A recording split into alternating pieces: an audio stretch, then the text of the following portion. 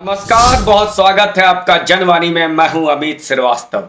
चिराग के उजाले में महागठबंधन भी नहाना चाहता है, अपने अंधकारे को दूर करना चाहता है। नरेंद्र मोदी ने जिस प्रकार से अब की बार 400 पार का नारा दिया और लालू यादव के टिप्पणी के बाद जिस प्रकार मोदी जी और भारतीय जनता पार्टी ने मोदी का परिवार नाम से एक कैंपेन चलाया और देश के हर एक कोने में एक बड़ी संख्या से लोग जुड़ गए इस कैंपेन से और अपने सोशल मीडिया पर लिखने लगे मोदी का परिवार, उससे महागठबंधन को एक बहुत बड़ा झटका लगा है।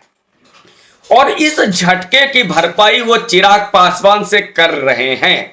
लगातार प्रलोभन दिया जा रहा है, लगातार ये अपने तरफ से ऑफर दे रही है कांग्रेस राजद चिराग पासवान को कि आप हमारे साइड आ जाइए, इंडी गठबंधन के साथ आ जाइए, यूपीए वर्जन 2 के साथ आ जाइए, महागठबंधन के साथ आ जाइए। लेकिन क्यों चिराग के प्रति इतना प्रेम जाग गया लालू यादव की पार्टी को, कांग्रेस पार्टी को, इस पर आज बात करेंगे।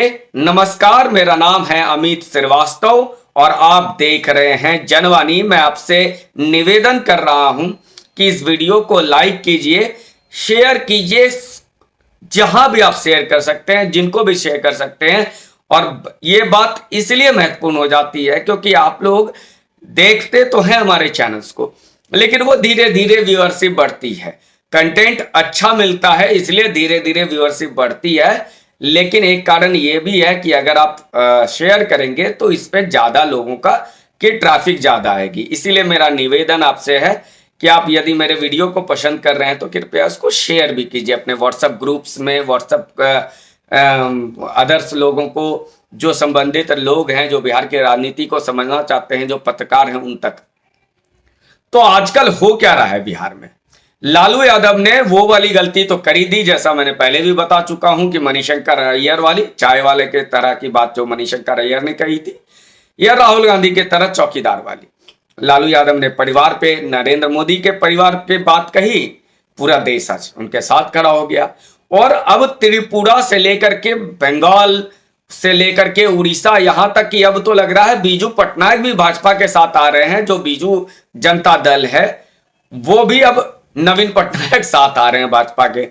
महाराष्ट्र के एकनाथ शिंदे आ गए, अजित पवार आ गए, अशोक चौहान आ गए, कश्मीर में गुलाम नबी आजाद आ गए, पंजाब में कैप्टन अमरिंदर सिंह आ गए। कई ऐसी पार्टियां हैं जो भाजपा के साथ जुड़ करके अपना भविष्य देख रही है।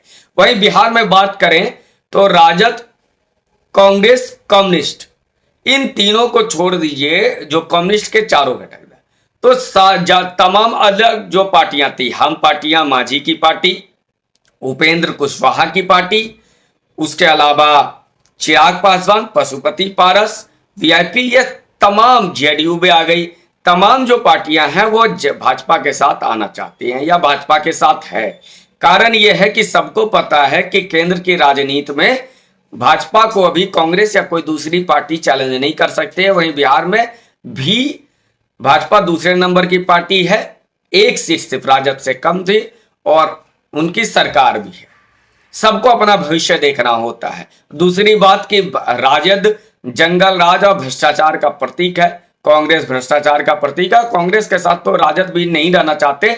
सच तो यह है ना कि तेजस्वी यादव 2020 में अगर मुख्यमंत्री नहीं बन पाए तो कांग्रेस 74 सीटों पर लड़ने वाली कांग्रेस 19 सीटें जीती, सीटें ज्यादा ले गई और कम सीटों पे जीती और तेजस्वी यादव पिछड़ गए। अंत तक नीतीश कुमार फिर मुख्यमंत्री बन गए 2020 में। खैर ये बात अलग है। चिराग पासवान इतने क्यों प्रासंगिक हो गए एकाएक महागठबंधन के लिए? बिहार में तो वो प्रासंगिक हैं ही।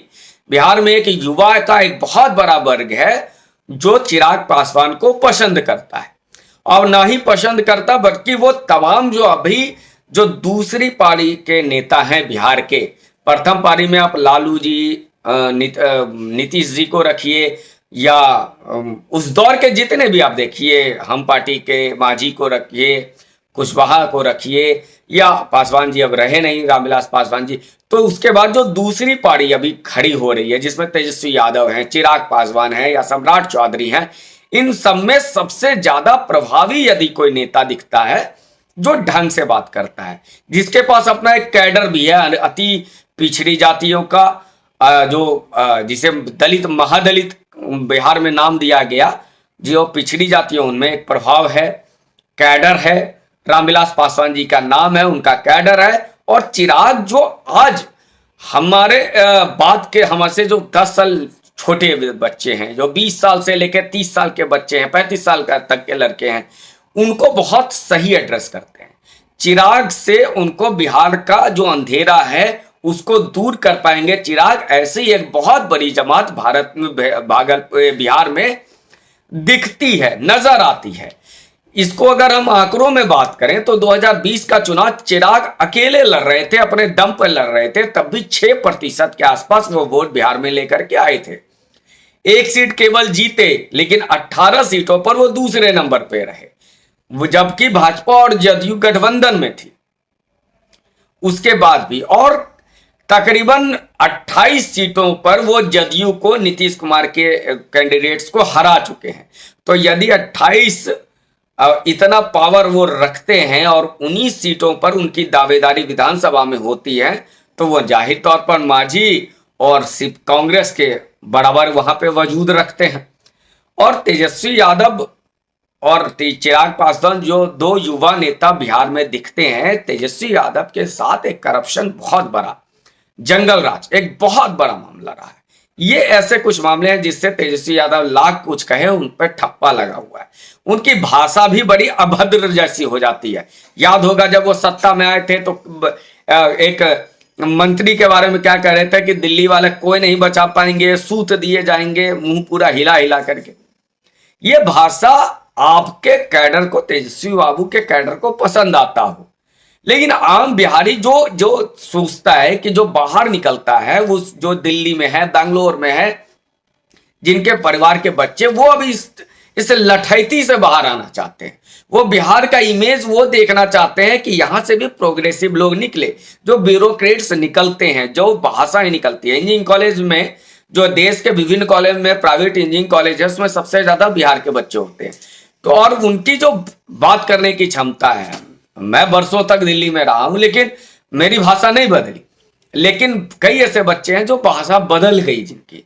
तो वो लोग चाहते हैं कि कम से कम संतुलित, संयमित और एक विजन वाला नेता दिखे। उनके लिए चिराग पासवान एक बहुत बढ़िया ऑप्शन है।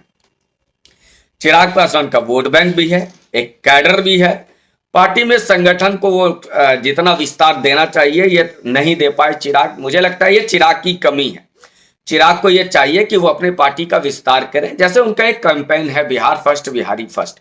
मैं यदि इसकी बात करूं तो एक अच्छा कैंपेन है जिसको मतलब पूरे बिहार में फैलाया जा सकता था, इससे लोगों को जोड़ा जा सकता था, इसमें कुछ रिसर्च ग्रुप्स को जोड़ा जा सकता था, कुछ स्टूडेंट्स को जोड़ा जा सकता था, जिससे कुछ एनजीओ को, जो सेल्फ हेल्प ग्रुप है, उससे जोड़ा जा सकता था। कई सारे इवेंट कराए जा सकते थे।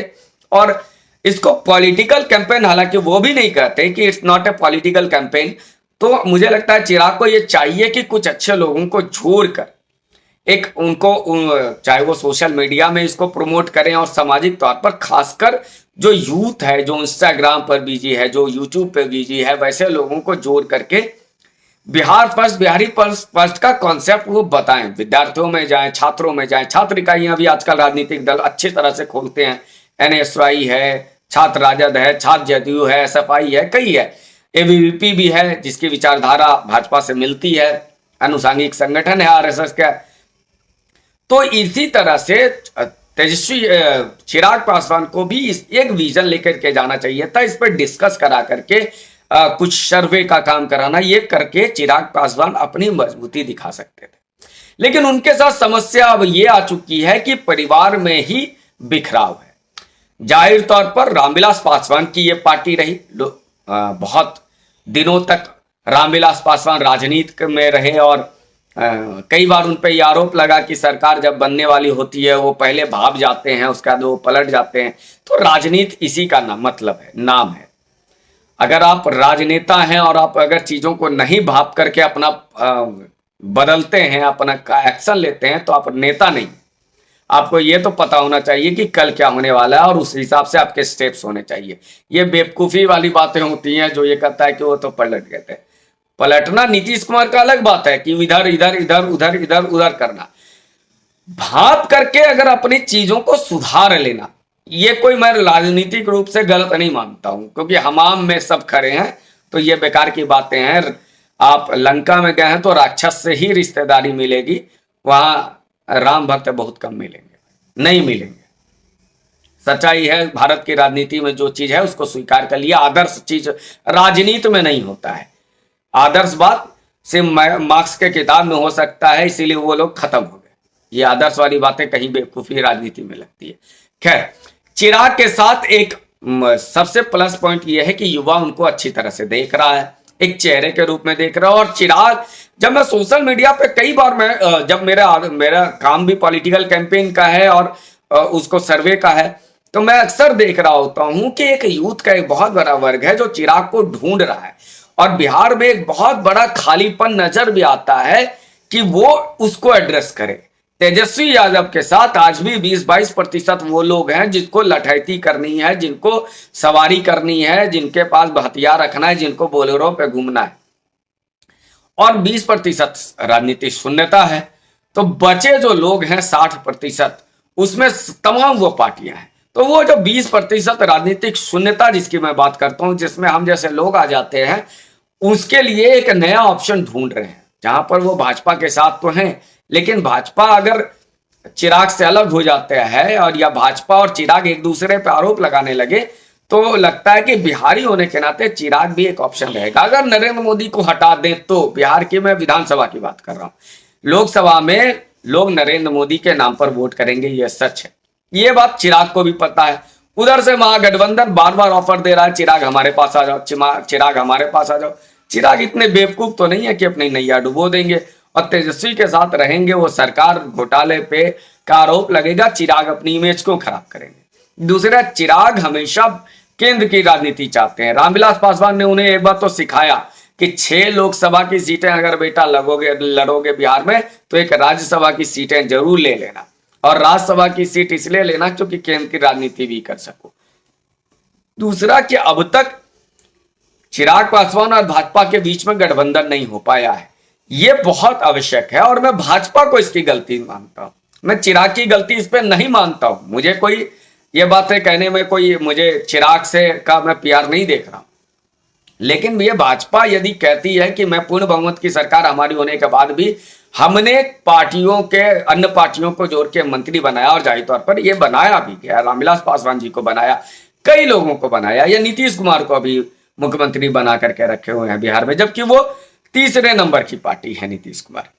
लेकिन भाजपा ऐसा कर रही है, तो भाजपा को भी ये आज बड़ा कदम दिखा करके चिराग से बात करके, चिराग पिछले कुछ दिनों से चुप है, वो गठबंधन पे कोई बात नहीं कर रहे हैं। कांग्रेस और राजद वाले डोरे डाले जा रहे हैं चिराग पर, लेकिन चिराग चुपचाप मौन है, वो वेट एंड वॉच की स्थिति में है। तो ये भाजपा की जिम्मेवारी बन जाती है कि भाजपा ये तय करे कि चिराग पासवान के की जो लोक जनशक्ति पार्टी रामविलास है उसको कितनी सीटें देंगे और उनको उनका भविष्य क्या तय करेंगे। और ये गठबंधन के बड़े नेता होने के कारण ये भाजपा को तय करना है, ये चिराग को तय नहीं करना है। चिराग अपनी मांग रखेंगे ही, लेकिन अब परेशानी यह है कि 6 सांसद थी गठबंधन में। 2019 में जो 6 सांसद थे रामविलास पासवान जी के लोक जनशक्ति पार्टी में, उसके 2 टुकड़े हो गए। एक चाचा के साथ 5 चले गए थे शुरू में, अकेला चिराग रह गए। लेकिन अब वीणा देवी जो वैशाली की सांसद हैं, वो फिर से चिराग के पास आ गई। कुछ सांसद फिर से चिराग से संपर्क में हैं, तो लेकिन वो उधर पशुपति पारस और उनके बेटे हैं, और इधर अगर कुछ भी 2 आ गए हैं, चिराग और वैशाली की वीणा देवी। और वैशाली में 10 मार्च को वो जन आशीर्वाद महासभा कर रहे हैं चिराग, वहां से वो चीजें स्पष्ट होंगी। लेकिन एक प्रेशर का उन्होंने शुरुआत तो भाजपा पे की है कि भैया गठबंधन में दूसरे तरफ से ऑफर आ रहे हैं, तुम भी अपने ऑफर खोलो। और मुझे लगता है कि भाजपा भी चिराग और पशुपति पारस दोनों को, चूंकि जेडीयू भी आ गए हैं, हम पार्टी को भी देना है, और काराकाट से उपेंद्र कुशवाहा को भी देना है सीटें, तो वो मुझे लग रहा है 2-2 सीटें चिराग को और 2 पशुपति पारस को दे देंगे। लेकिन इतने में काम नहीं चलेगा। 3 सीटें तो जरूर मिलनी चाहिए। और हाजीपुर की जो लेगेसी है इसको लेके पारस और चिराग दोनों लगे हुए हैं। तो मुझे लगता है कि वो चिराग और पारस के बीच में जो तल्खी है ये बहुत जल्दी तो सुलझने वाली नहीं है, इसको भाजपा सुलझा सकती है। जो भी हो, निर्णय अच्छा होना चाहिए। और जो बिहार फर्स्ट, बिहारी फर्स्ट है, ये कैंपेन एक बिहारी के नाते मुझे लगता है कि इस पर बात तो होनी चाहिए। अगर कोई व्यक्ति काम कर रहा है तो उसे काम करना चाहिए, देना चाहिए, मौका देना चाहिए। क्योंकि बिहार का वो इमेज जो था ना, मजदूरों को किसी भी प्रदेश का हो बिहारी कह देना, उसको कुछ लोगों ने जो तोड़ा है, जो बिहार से लोग बाहर आकर के, उसमें एक आवाज तेजस्वी यादव तो बिल्कुल नहीं बन सकते, तेज प्रताप नहीं बन सकते, मीशा भारती के पास मौका था, नहीं बनी। तो मुझे लगता है कि ये चिराग पासवान को बिहार के नाते एक इमेज बिहार का जो है उसको सुधारना के लिए एक राजनीति जो कहते हैं ना, स्पष्टता के साथ अच्छी भाषा, अच्छी शैली में प्रस्तुत करना, ये चिराग कर सकते हैं। इसलिए चिराग को मैं बार बार कहता हूं कि उनको, हमारी उम्र ज्यादा नहीं हो गई, हमारे में गैप दिखता नहीं है, तो मेरी चिराग को ये सलाह भी रहेगी कि कमरे से बाहर आकर के अपने कैडर के बीच में जाना शुरू करिए। जो लोग आपके आसपास हैं उनसे बढ़ करके बाहर निकल करके काम करना शुरू कीजिए। और बिहार फर्स्ट, बिहारी फर्स्ट को एक नरेशन बनाइए, जिस तरह से प्रशांत किशोर कर रहे हैं वैसे ही कुछ आपको करना पड़ेगा। देखते हैं बिहार के लिए क्या होता है लोकसभा का चुनाव में। ये जो चाचा भतीजा को कौन मात देता है, उधर चाचा भतीजा नीतीश और तेजस्वी भी हैं, कौन चाचा और कौन भतीजा भारी पड़ता है इन दोनों चारों के ग्रुप में, 2 चाचा 2 भतीजा में, इस पर हमारी नजर बनी रहेगी। लेकिन महागठबंधन के ऑफर को चिराग कैसे एक्सेप्ट करते हैं या ठुकरा देते हैं, इस पर भी हमारी नजर बनी है। धन्यवाद।